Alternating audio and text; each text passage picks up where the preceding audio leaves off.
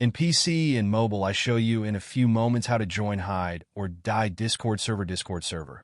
For this, we will start with the way in PC since we are here, and then I will explain you how we can do it also in mobiles.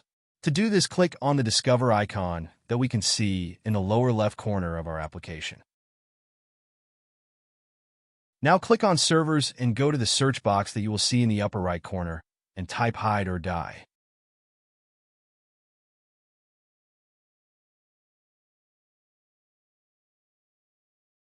Now click on the server we are looking for, and then click on the Join button at the top of our Discord application.